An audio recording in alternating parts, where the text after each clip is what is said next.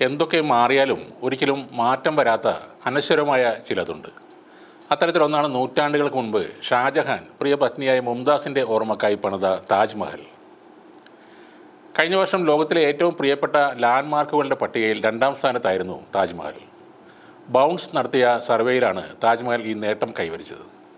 Niagara വെള്ളച്ചാട്ടമാണ് അന്ന് 1ാം സ്ഥാനം നേടിയത്. 1631 താജ്മഹലിൻ്റെയും സമീപത്തുള്ള സ്മാരകങ്ങളുടെയും നിർമ്മാണം ആരംഭിച്ചത്. ആയിരക്കണക്കിന് കലാകാരന്മാരും ശില്പികളും ചേർന്ന് 22 വർഷമെടുത്താണ് പണി പൂർത്തിയാക്കിയത്.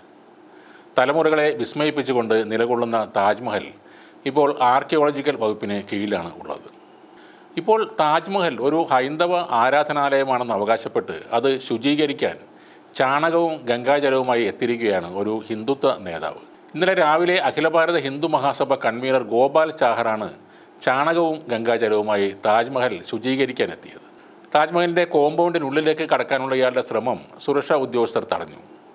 താജ്മഹൽ പരിസരത്ത് ഒരാൾ മൂത്രമൊഴിക്കുന്ന വീഡിയോ കണ്ടിരുന്നുവെന്നും താജ്മഹൽ ഒരു ക്ഷേത്രമായതിനാൽ അവിടം ശുചീകരിക്കാൻ വേണ്ടിയാണ് താൻ എത്തിയത് എന്നുമാണ് ഗോപാൽ ചാഹർ പറയുന്നത്.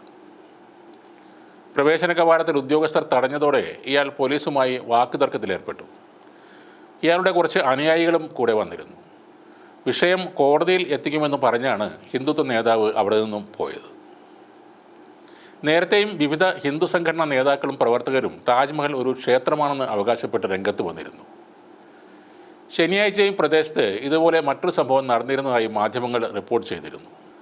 ഓഗസ്റ്റ് 6 അഖില ഭാരത് ഹിന്ദു മഹാസഭ പ്രവർത്തക മീര റാത്തോഡ് താജ്മഹലിനകത്ത് ജലാഭിഷേകത്തിന് ശ്രമിക്കുകയും കാവിക്കൊടി വീശുകയും ചെയ്തിരുന്നു. ഇവരെ സുരക്ഷാ ഉദ്യോഗസ്ഥർ അപ്പോൾ തന്നെ പിടികൂടുകയും കേസെടുക്കുകയും ചെയ്തു. ഈ സംഭവത്തിന് 2 ദിവസം മുമ്പ് മറ്റൊരു സ്ത്രീയും ഇതേപോലുള്ള പ്രവൃത്തികൾ നടത്തിയിരുന്നു. 2019 മീന ദിവാകർ എന്നൊരു സ്ത്രീയും താജ്മഹലിനകത്ത് പ്രവേശിച്ച് ആരതി നടത്തിയിരുന്നു. താജ്മഹലിൽ ഹിന്ദു വിഗ്രഹങ്ങൾ ഉണ്ടെന്ന വാദം നേരത്തെ തന്നെ ആർക്കിയോളജിക്കൽ സർവേ ഓഫ് ഇന്ത്യ തള്ളിക്കളഞ്ഞതാണ്. താജ്മഹലിലെ പൂട്ടിക്കിടക്കുന്ന മുറികൾ അറ്റകുറ്റപ്പണികൾക്കായി തുറന്നിരുന്നുവെന്നും ആ മുറികൾക്കുള്ളിൽ ഒന്നും കണ്ടെത്തിയില്ലെന്നും അവർ പറഞ്ഞിരുന്നു. ചില മുറികളുടെ ചിത്രങ്ങളും അവർ പുറത്തുവിട്ടതായി ടൈംസ് ഓഫ് ഇന്ത്യ റിപ്പോർട്ട് ചെയ്തിരുന്നു. താജ്മഹലിൽ ഹിന്ദു വിഗ്രഹങ്ങൾ ഉണ്ടെന്ന വാദവുമായി BJP നേതാവ് അലഹബാദ് ഹൈക്കോടതിയിൽ ഒരു ഹർജി നൽകിയിരുന്നു. രൂക്ഷമായ വിമർശനങ്ങളോടെയാണ് കോടതി അന്ന് ഹർജി തള്ളിയത്. എന്നാൽ സുപ്രീം കോടതിയെ സമീപിക്കുമെന്നാണ് ഹർജിക്കാരൻ പറഞ്ഞിരുന്നത്.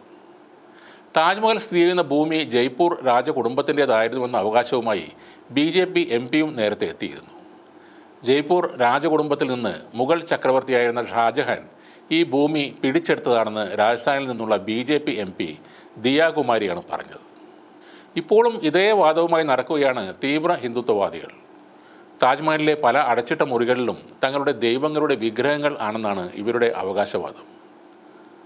10 വർഷമായി BJP ഭരിക്കുന്ന ഇന്ത്യയിൽ വർഷങ്ങളായി യോഗി ആദിത്യനാഥ് അടക്കി വാഴുന്ന ഉത്തർപ്രദേശിൽ അവിടെ ആഗ്രയിൽ നിലകൊള്ളുന്ന താജ്മഹലിലെ എല്ലാ മുറികളും തുറന്നു നോക്കാൻ എന്താണ് ഇവർക്ക് പ്രശ്നമുള്ളത്?